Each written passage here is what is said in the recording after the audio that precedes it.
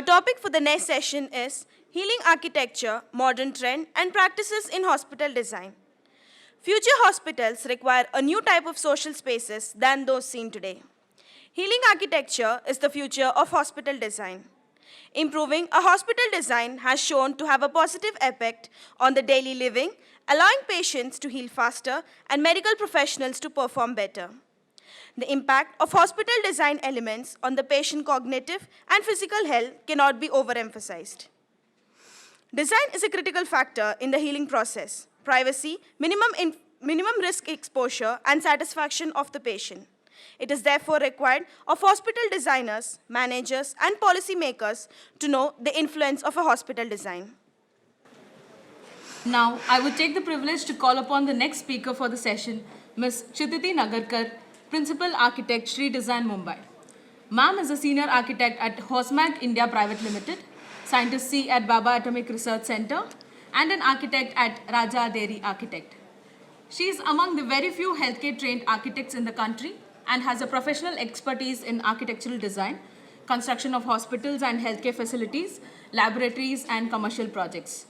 Ma'am holds a bachelor's and master's degree in architecture from Sir J.J. College of Architecture.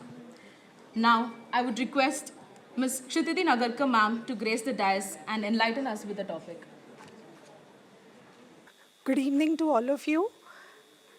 And I think I'm the last speaker, and I'll try and make it interesting. It's a very interesting topic. And first of all, a happy World Earth Day to all of you. When we are talking healing, there is a lot of things spoken about today of how to heal the earth and, how to take on the sentiments from our, indoor spaces to outdoor spaces and ultimately, heal the earth together. So in the last 2 years, all of us have spent a lot of time indoors. Our homes were actually, our heavens to protect us from the pandemic. They were the kind of first vaccines. And the amount of time that all of us have spent at home has helped us heal. So our homes converted to healing environments. I'm sure all of us have, done up one small corner of our, houses to rejuvenate after a long work day. Okay? Now this happened by accident. What if it happens by design, with the intent of making spaces healing? So and architecture is one such profession that can help this happen. I would like to take you through a lot of picture slides, I'm trying to get the experience to you. So let's begin, yeah? So basically, what has happened, humans, as they progressed in technology, what did we do? We built box-like houses, unplanned cities, and uncontrolled environments around us. This has led to the the disease patterns that we have today because of lifestyle issues and hence the need for the medical healthcare facilities. Now, what do we do to, change this and bring in a kind of, environments that can actually help us heal? Today, with the rising economies, the patient awareness, and them also, even the insurance sector contributing to more people getting access to proper healthcare, the demands for better healthcare facilities has risen significantly.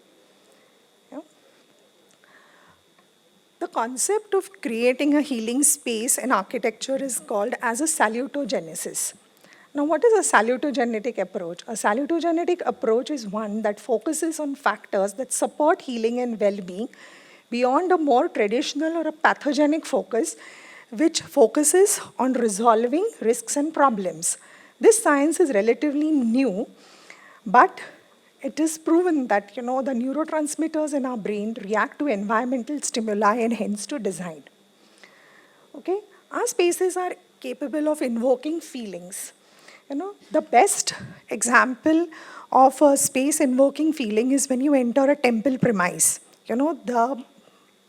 The magnanimity of the structure or the way it is built, it actually humbles you before you move inside the precinct.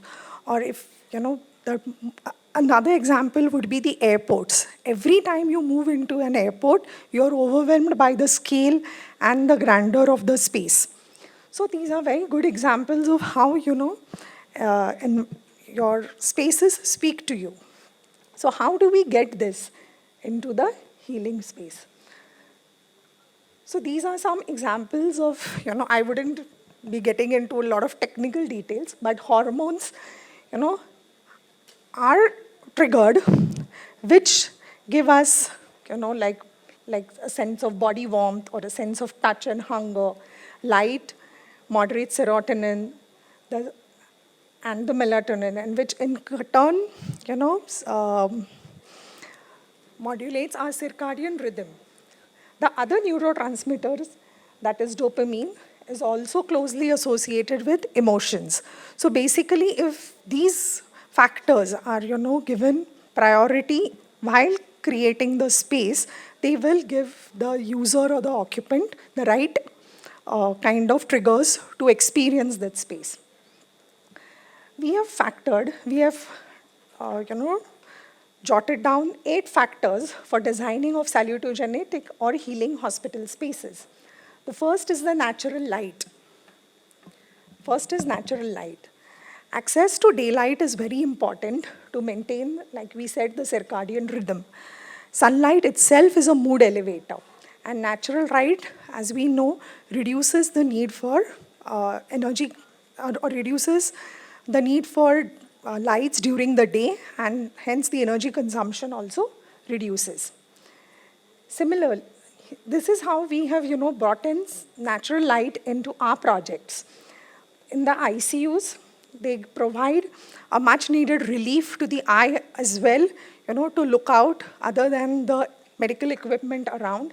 Even in an OT, the robotic OT that we designed, we brought in the natural light through a vacuum-packed window.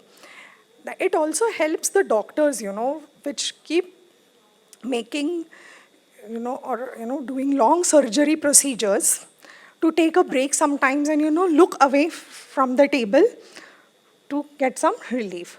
And obviously in waiting areas to, give the bright and warm thing. Yeah. Then the artificial lighting has 2 purposes. One is to provide, lighting to the patients in terms of the moods, and also to provide for well-illuminated treatment zones.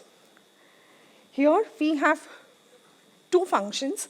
One would be for examination and treatment, and the other is to divert the patients or to soothe them if they are required to be, alert during the surgical procedures. And lighting automation in today's time plays a very significant role to increase or decrease the tonality, the intensity, and create the right mood for relaxing or, performing certain activities. So this is also a very critical part to healing. The third thing is proportions. Now the proportions of a room, that is the length to width ratios, are very important for, to create the right ergonomic dimensions and proportions for an occupant to feel better. Narrow rooms with tall ceilings and wide rooms with low ceilings give a discomfort to the, to the occupants. So here are some examples where we designed a small, narrow waiting area closer to a window, but with a low ceiling. And here is an example of how we had a bigger space to plan, and we connected the 2 waiting areas with a tall ceiling. Now, this was for an eye care facility, which we usually know has a lot of patient inflows, but still this space doesn't feel crowded when it is fully occupied. So, volumes in design do matter. Then soothing colors. Now, colors, as we all know, relieve anxiety and create the right kind of tone for the hospital facilities. They can be used with low contrast and saturation. Colors have a significant impact on the psyche of the patients. Now, which colors can we use? We are always told that, white is good or green is good. But according to me, all colors are good. Okay, you could use warm combinations, you could use cool combinations, you could use pastel, you could use true tones. So it's up to you how you use it and how you create the right balance and the right harmony. No color is, not good for us. So all colors, kind of uh, give us the right kind of environment. There we have used bright yellows in the rooms, and here if you see we have used even true tones in the flooring. So at what level you use these floorings help you create the right kind of balances. Yeah. Then textures. Now this is a gray area for some, but like I said, all foreign, or all hospitals that are designed abroad typically have a budget kept for artwork. That's why, when you step into them, you have beautiful spaces or you have, that kind of art which is incorporated. It is very critical that we in India here also start doing that and start incorporating a little texture, a little artwork, a little different things, which kind of gives a relief spaces. Rather than people staring into, dead blank walls, you could have a lot of indigenous artworks that are used. Our Madhubani paintings, our Varli art has a lot of, stories in it. So, they used on the walls can keep the patients engaged when they are, in waiting halls, in rooms and other areas. Obviously, we need to be careful and where and how you use these textures because the issues of sterility and other, concerns. But definitely, it needs to be incorporated. A few examples of how we did it. So, through the textures, through even, creating a reception table with a lit form, getting, you know, subtle, introduction of textures, not a very loud thing to, work on this. Now, this is one of the most important factors that when you want to give control to the patients. Now, when the patient has the control of his environment, he is in tune for his comfort. So, what all parameters can the patient control? The light, the intensity, the tonality, if you use automations. Okay, you can have bedside switches.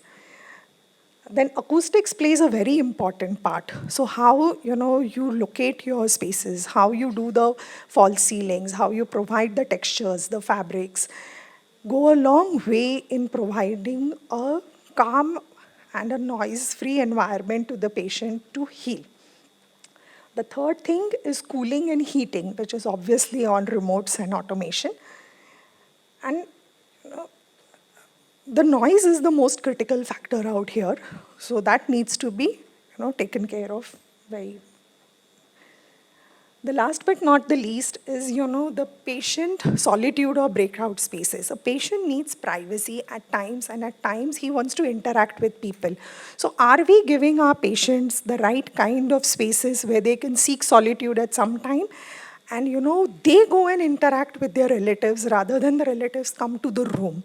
This is a point of contention which has come up a lot many times in our interactions with our clients and stakeholders. But unfortunately, in our country, the stakes on the carpet area of the hospital being very high, these kind of spaces don't get provided. But if asked by the patients would love to have this rather than the relatives intruding into their privacy into the room. Yeah. So what we did in a mental health care facility that we designed was give, reading nooks for the patients to sit, relax, and also created, breakout spaces where they could interact with the relatives. Yeah. Then the eighth factor is the power of plants. Okay, bringing nature indoors through courtyards, indoor landscaping, can help create very interesting spaces. So for large hospitals where you're having a lot of movement through corridors, we could incorporate indoor landscaping. One needs to be very careful when we are introducing plants to take care that they are not allergic, to the patients, and even other factors that need to be taken care of. But yes, there are, consultants who can guide us on the right selections of plants to be done. Okay, like we all know, they help relieve pain, give the much required relief to the eye. Therapeutic gardens reduce stress and attention restoration. You know, I mean, we all know the benefits of walking outdoors, so I the least said the better about this. I'll just quickly move to the next. So, these kind of sectors, when we talk of physiotherapy departments, we moved some of the physiotherapy departments and facilities that we designed to the outdoors. The kind of textures, the kind of, areas that the patients moved through, they helped restore the balance and prevented the later falls and other things to the patients. In one of our facilities, we, kind of tried to incorporate an activity zone at the rear of the facility and as well as on the terrace. So these were kind of seating spaces, activity spaces, even included a waterfall because water, the sound of water is also very relaxing, And people could choose to where and how they wanted to go depending on their mood for the day. So I believe that, catering to the above salutogenic aspects, these inherently help us create a sustainable hospital design. What does a sustainable hospital or a sustainable design require? To reduce, the recycle, and to reuse. So what do you reduce? You reduce the use, or you reduce the use of artificial lighting, bring in energy efficient equipment, do a lot of natural ventilation. COVID has taught us, that is one of the major important factors also mentioned in our IPHS guidelines or our NABH guidelines, as well as NBC guidelines. The air changes required for any particular facility that is required. Once you give that, what happens is that the air in the particular environment is recirculated and a certain amount of component gets added. That little change also goes a long way to reduce the harmful toxins and contaminants that come into the air. That being said, it helps reduce the energy consumption. What do you recycle? Recycling of water is a thing that can be taken up with proper water management systems, and use of materials which can be recycled multiple times. Because what happens in hospitals, you cannot use a lot of organic materials. You end up using materials which are certified green products, but they may not be organic at all times. So you use them such that they can be recycled a multiple number of times. And reuse, So in reuse, obviously we can't use, many things in the hospital again and again. So what we consider as design and reuse is that planning of modular and flexible spaces that allow the reuse of spaces as the hospital progresses into its future direction, to integrate new systems, to incorporate new technologies. That is the reuse that we can consider. Yeah, and so like I said, to conclude, it's a very beautiful space to be in, to help create these healing environments. And I hope that, you as, future, administrators and, taking the healthcare forward would definitely like to incorporate a few of these aspects into the healthcare facilities. Thank you, and thanks a lot for listening to me.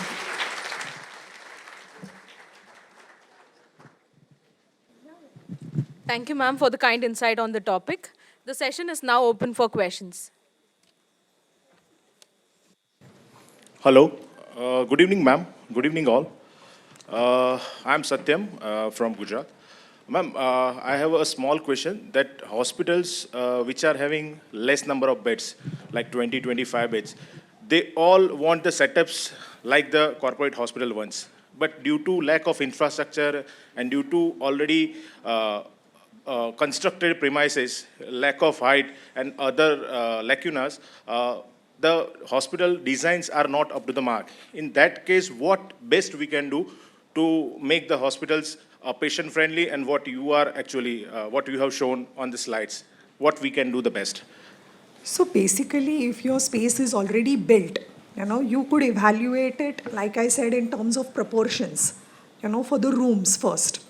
Basis the proportions of the rooms, you can decide what colors to use, because it just moves the other way around. Now that you have something built, you have to analyze what is the proportion. If it is a small room, go with light colors, or highlight just one wall. Don't go for highlighting of all the walls, it will be like too much. If it is a wide space, you could go in for dark colors. Try and open up the space to external environment.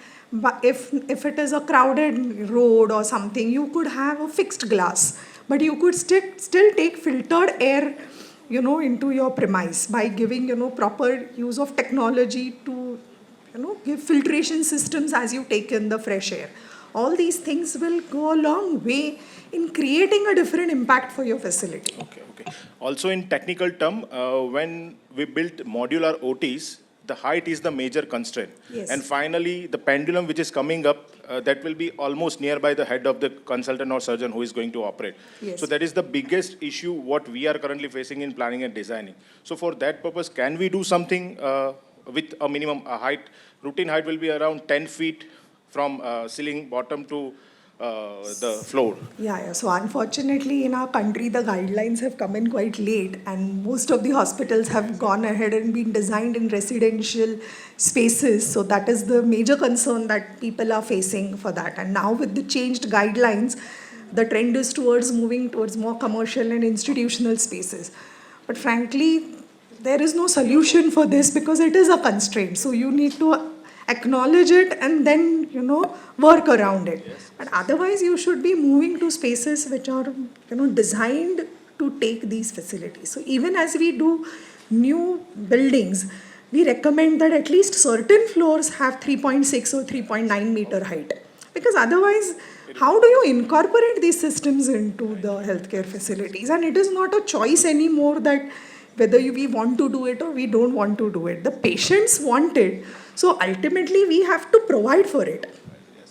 Thank you, ma'am. Thank you. Yeah, thank you.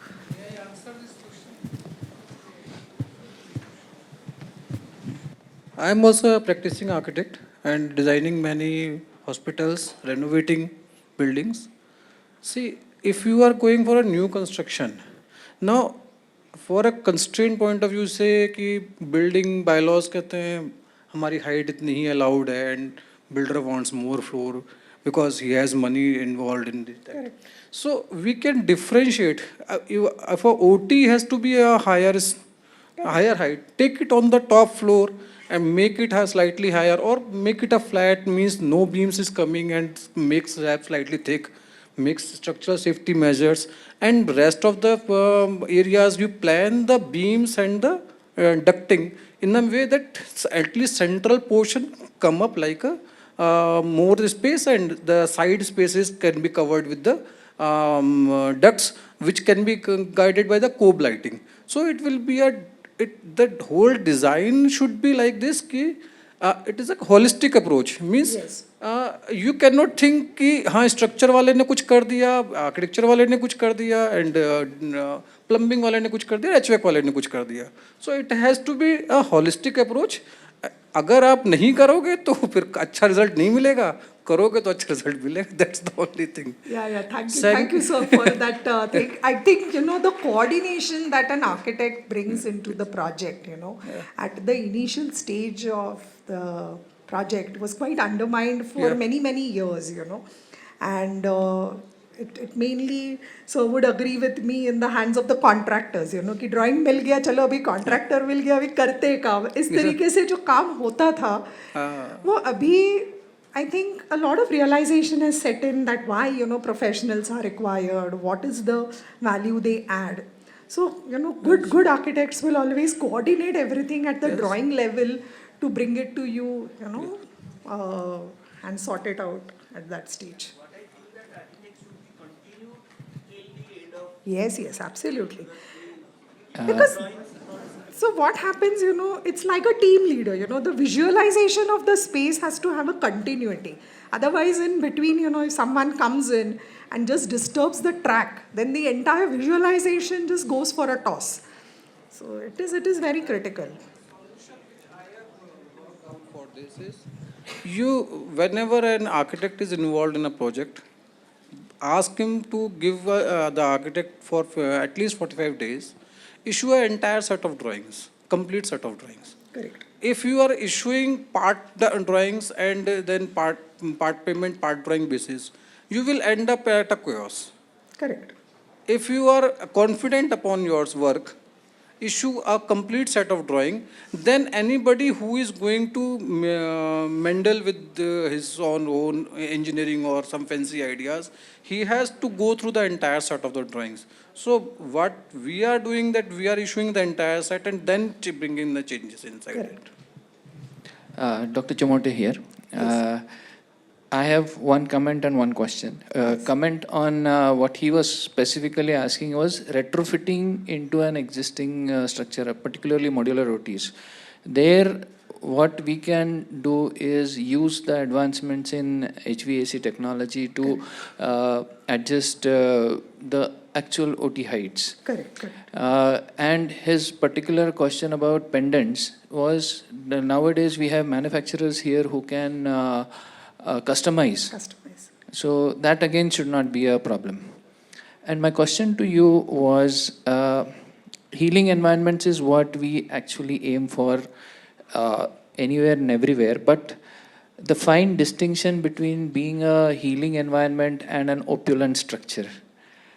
Do you think it may actually put patients into more of a mental weightage on them if we go in for more opulent structures? Like recently I saw a picture about I think a hospital in Rajasthan where they had huge chandeliers and things like that, which looked more like a 7-star hotel lobby rather than a hospital. No, so like I rightly said, when you incorporate art, textures, and patterns, you need to be very judicious, because a chandelier is never going to work because it has so many elements that collect dust on it that you can't end up providing such a thing. So what you choose, is very important. And so that is the crux. So, how you basically apply. See, we know many things, but how you make it apply into your projects and what you would do to make them beautiful, as well as, healing and creative, or, spaces that can actually relax. So that is a challenge, and I think that one learns as one goes through this profession, to do the things. Ma'am, I have a question. When we build a home or a house, we incorporate Vastu Shastra. Yeah. Do you ever get a request for incorporating Vastu Shastra while designing a hospital? All the times. All the times. So what we tell our clients is that, understand that we are doing a scientific or an institutional building. So while we agree to a certain Vastu principles, like I also agree that, sleeping with your head to the north is not a very great idea, because your magnetic field aligns with the Earth's magnetic fields and you don't get a sound sleep. So certain principles are principles. There is logic in it. But don't take it to a point, where it just goes beyond all logic. And you have to compromise on the functional aspects of the hospital to cater to these things. But something against it, it's an observation over a period of almost 10-12 years, where in one of the hospitals where I was working, we had half the ICU beds where patient's head was on the north side. And obviously the other half was patients having head on the south side. there was no difference in the discharge times, discharge rate, death rates, anything. Yes. Actually, scientifically, there is nothing. There is nothing that goes wrong. But this is just a mindset. And once that thing actually enters into the brain, it cannot actually come out. So that we have to cater to that. But I totally disagree with people when they say that I want to seat east, west, north, south. I put my foot down. That's not done. Because we have to plan for the patient flow, the OT flow, the TSSE flow. That is more important than, the way a person is going to seat, because finally you're going to deliver to the patient.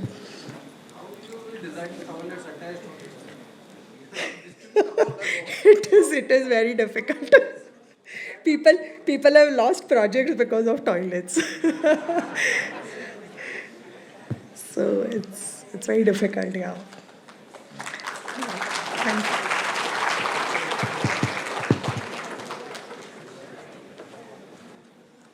Thank you, ma'am.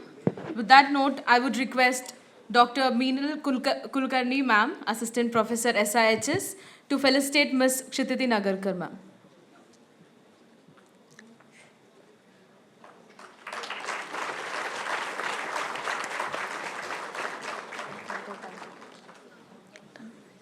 Thank you, ma'am.